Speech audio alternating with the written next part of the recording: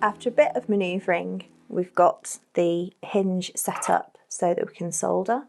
So you can see that it's touching on both sides, but also the cutout piece isn't touching the locket. The piece that you can see that looks like it's touching the locket is actually the binding wire that's going through the centre. I've made a little pad at the back of the binding wire to make sure that it's at the right angle. So what we'll do is just go in and heat this piece gently, add some flux, and then we'll solder this with some hard solder.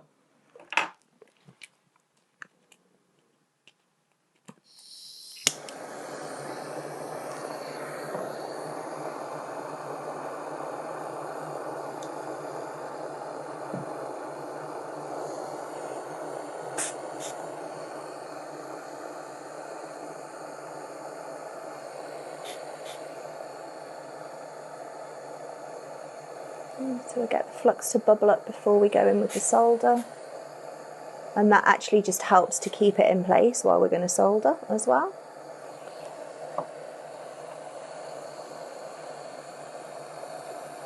So I'm just going to come in with a couple of pieces of hard solder. I'm just going to drop those in.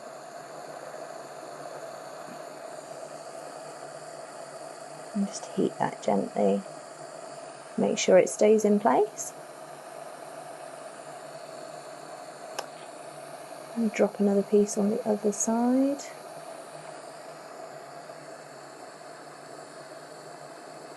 Oops, try that again. Okay, that's moved slightly while I was trying to fish that solder out, which can happen. So let's just move this around a little bit more. Hopefully because that flux is on there, it's going to help it to actually stay in place. What I'm going to do is just dip the edge of that tube into some of the wet flux, and then I'm going to pop it back into the place that it needed to be, back into position. And hopefully the damp flux will help it to stay in position. There we go, that should be okay.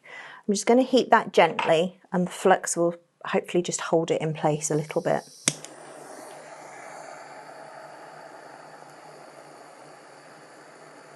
There we go. It might move slightly as the flux bubbles up, but that should be okay. I'm going to put that other bit of solder in. So I've had that bit of solder resting in some of the more liquid flux, and again that should help to put this into place.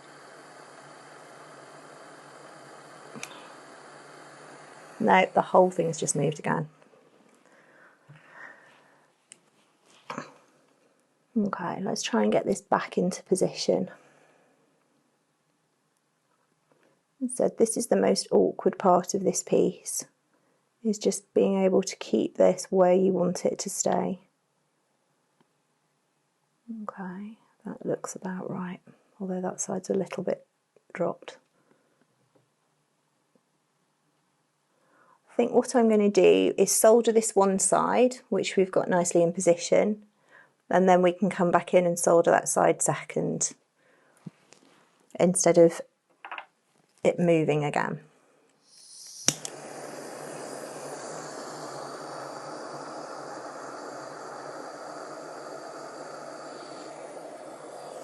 I'm just going to keep my tweezers to hand in case this side is going to try and move again. I'm just going to nudge that back up into position. Oops. Need to pull the heat away because this centre section here is really thin. You need to be really careful with it.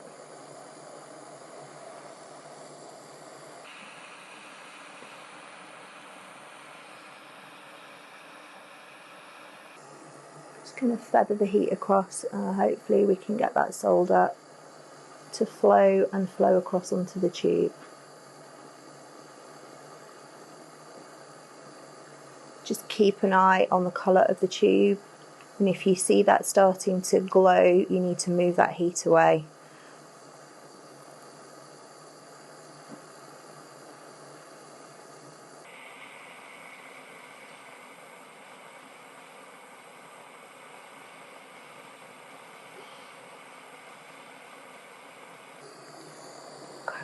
hopefully that solder caught the tube. I'm not sure that it did, if I'm honest. I'm just going to bring the heat back in and see if I can get that solder to pop across onto the tube. I think it ran mostly onto the edge of the locket.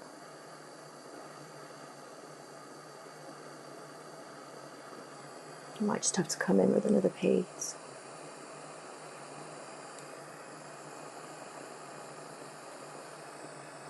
And just keep the heat away while I'm doing that.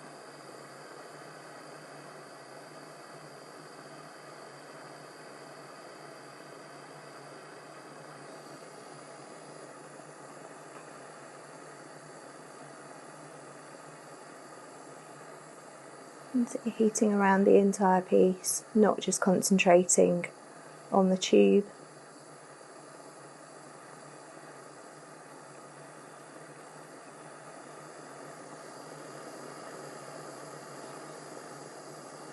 And the solder should start to go relatively quickly. And just move the heat across the piece.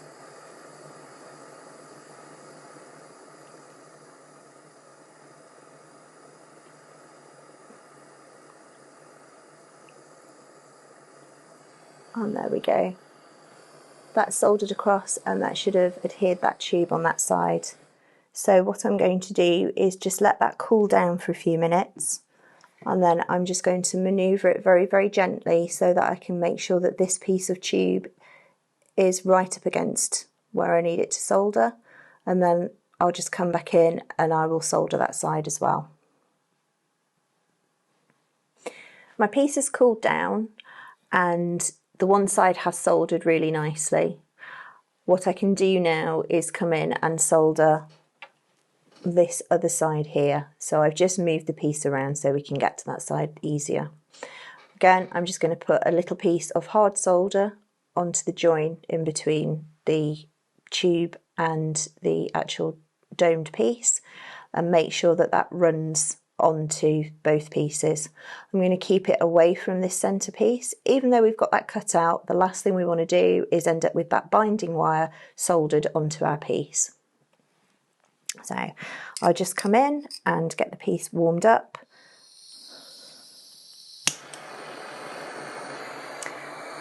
I've added a little bit more of the spray flux, so you can see that that will go nice and white across there. I've popped a little piece of solder into some of the liquid spray flux, and that will help it to stick onto the joint. Oops. There we go. I'm just going to concentrate my flame around the piece again, not leaving it in one place for too long, because what we also need to remember is that that retention ring is very, very fine silver, very thin sheet, so we don't want to start melting that. You can see the flux starting to change colour, and that solder should go any second, hopefully.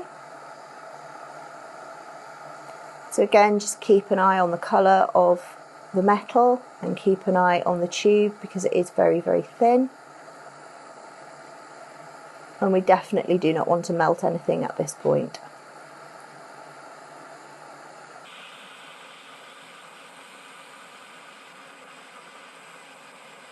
So just wait for that solder to go.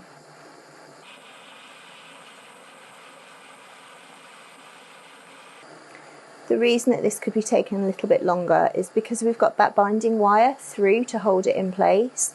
That acts as a little bit of a heat sink, and so that will be pulling heat away from the piece as well. Also, this domed locket section is actually quite big in comparison to the tube, so trying to get them both up to heat at the same time is a bit tricky.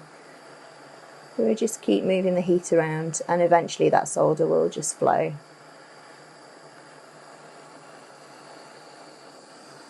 And just move it around from the back and just pull it across. There we go. That's flowed up a little bit. Let's just try and pull that back down onto the piece.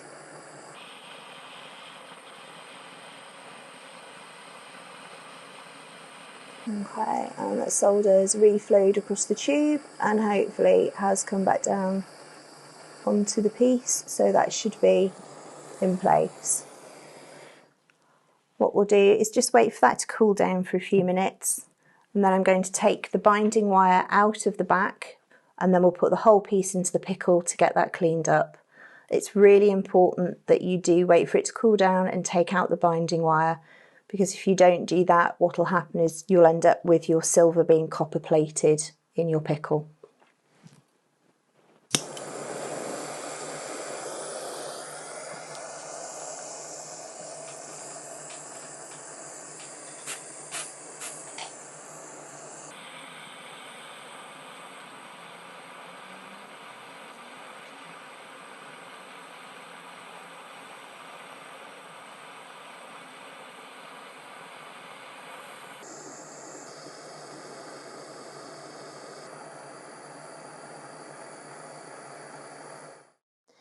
We've taken the piece out of the pickle, and the next thing to do is going to be to cut out the centre section of this double hinge. We're going to need to take that out so that we can work out exactly where to position the middle section of the hinge on the opposite side of the locket to get that soldered into place. So I'm going to cut this out, and I'm also going to just trim down this side of the hinge because that's sticking out a little bit further than I need it to.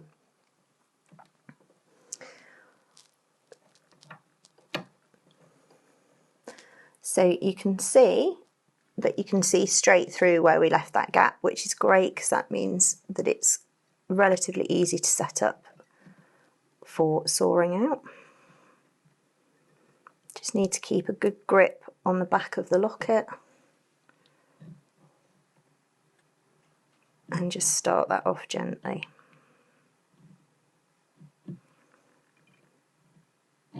Oops, if I can get it started.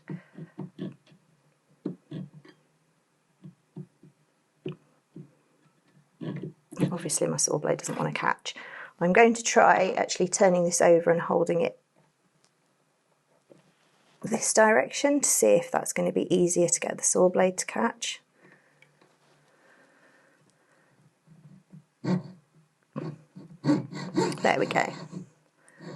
So we'll just go through that section gently, being careful to sort of tilt the blade. What you don't want to do is saw into the locket itself. So you just want to hear that piece go.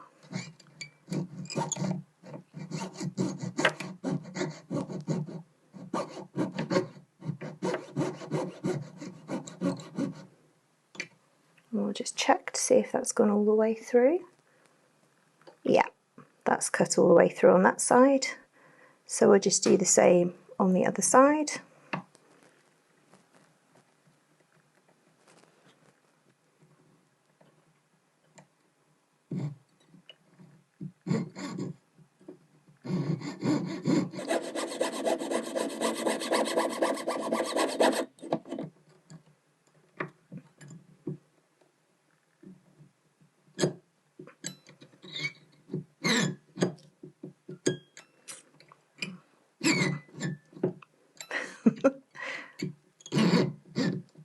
We've obviously hit a really sticky piece of silver there.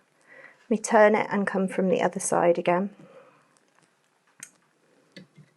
There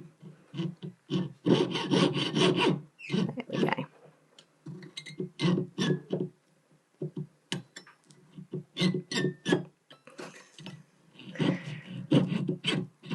There we go. We can just pull that last little piece out. There we go. So that's the centerpiece sawn out. I'm just going to trim this side down slightly. So I'm just going to hold this into the bench pin and I'm just going to trim, again being really careful not to go into the back of the locket itself. You don't need to trim a great deal off, it's just to even it up, so there's not a big piece sticking out of the side.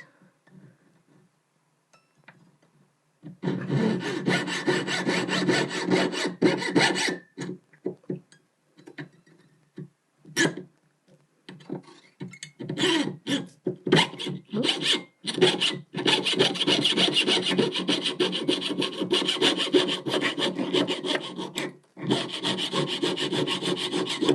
we go. So we've now got the hinge of the locket trimmed, and what I can do now is put this piece together with the other side of the locket, and we'll mark where we need to solder the middle piece of the hinge. So we just line those up, and you can see that it's where that double hinge is. You can see that it's more or less central across the centre line here, which is where the locket will swing open. So I'm just going to use a Sharpie and mark in where I need to have the centre part soldered, just to make sure that it's lined up when you set it up for soldering. So I know that the middle part of the hinge now needs to be soldered in between those two Sharpie lines. So we'll get that set up in the same way that I soldered the back part, using a piece of binding wire to support the piece of tube, and then we'll get that soldered on.